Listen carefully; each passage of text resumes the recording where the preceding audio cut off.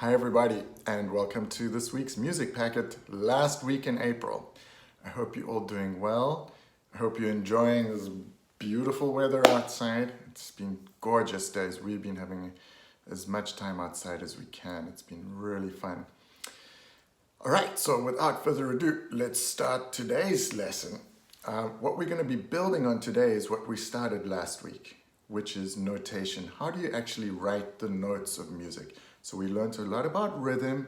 Now we're going to learn a little bit more about notation. Okay. So first of all, let me just quickly go through that chart that I showed you last week. So once again, remember we write music on the 5 lines. Okay, and those lines are called the staff. There we have our treble clef. In music, down at the bottom, you can read here the musical alphabet is A, B, C, D, E, F, G. And after G, H all the way through to Z. Bye, you can throw it in the trash. We don't need that because after G, we go back to A. Okay, so that's how music works. You don't use 26 letters of the alphabet, you just use the 7. And then you keep turning circles. And every time you turn another circle, you get to the new octave. Remember that word? The new octave, okay. So, in the spaces, once again, we have F, A, C, and E. Face, that spells the word face. Face rhymes with space, okay. So that's a pretty easy one to remember if you have notes inside those spaces. F, A, C, E. Remember over here that our pitch is going up as we write our notes up and down as we write our notes down. And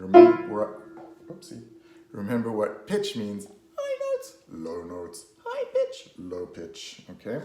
And then just quickly on the lines, E, G, B, D, and F, okay? And the rhyme that I wrote here is empty garbage before dad flips. Or you might have heard from your music teachers, every good boy does fine, okay? Now what we're going to do is add a little bit to that. And today we're going to learn about intervals. So intervals are in every single piece of music that you ever listen to. If you go from one note to the next note, you are doing an interval, okay? And sometimes those notes can be fast. Da-da-da-da-da-da-da-dum. Every single time we go from one note to the next, there's an interval, okay? So I'm going to teach you a few of the basic intervals today so that we can learn them and understand them. I've written some out for you. This might help you just understand what I'm talking about as well. So let's say our first note is E.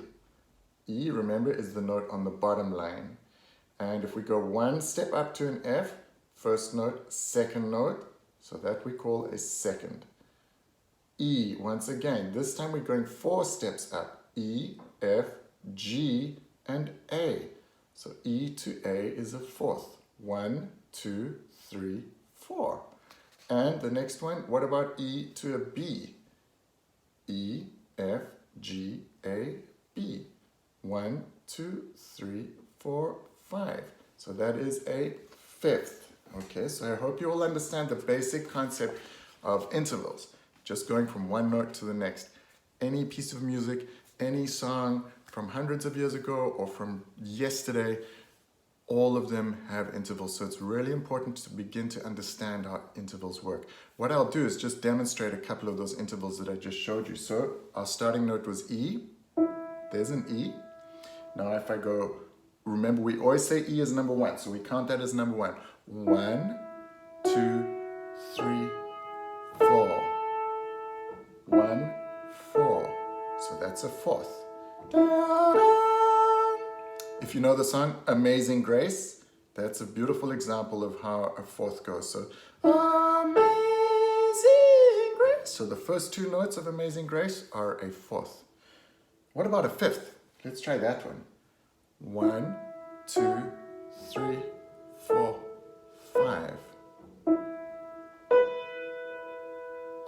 Okay, and a 5th, an easy one that I always remember to remember a 5th is Twinkle, twinkle, da-da.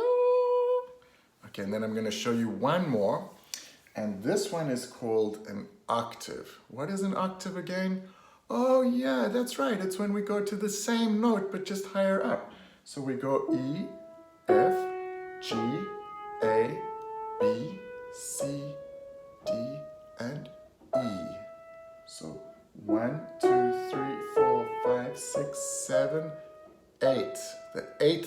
So an eighth we call an octave. And there's a good one to remember how an octave sounds.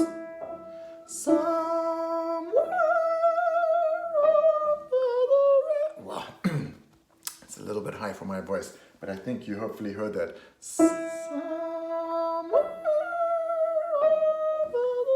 Etc. Okay, so that's how we remember an octave. So those three that I gave you today, we can actually call them the perfect intervals. They sound really nice together. The fourth, the fifth, and the octave. Okay. All right, so I hope that helped you understand intervals and just how the flow of music works. Also in store today, you will see in your packet that we have the final family, or I should say families, because they are kind of unofficially two little families of the orchestra. So we've had percussion, we've had strings, and now we have all of the instruments that we blow into, instruments that use wind. And one half of those instruments, we call them woodwinds, and the other half we call them brass, okay?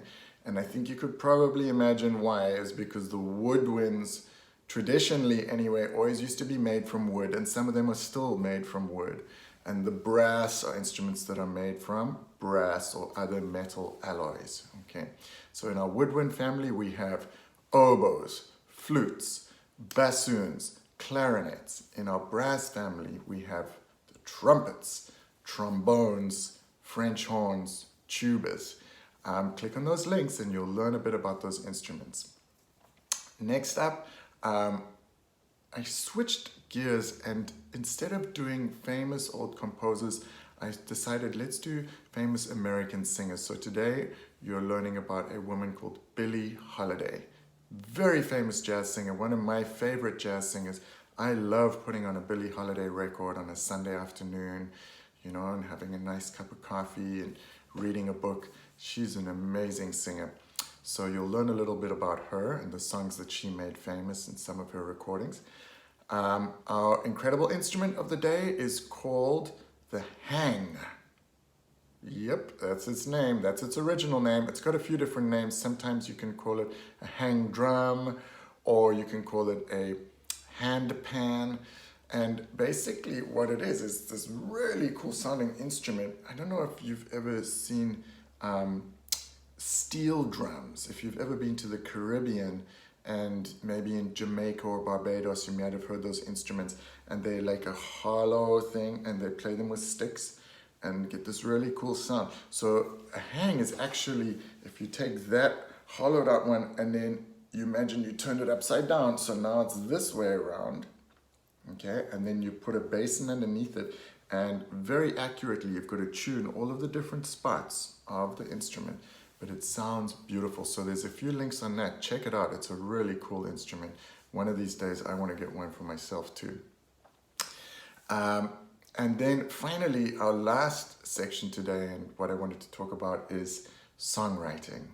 So I would love for you guys to consider writing a little song about your experiences that you've been having over the last few weeks, you know, since you've been staying at home and since you've been social distancing from your friends.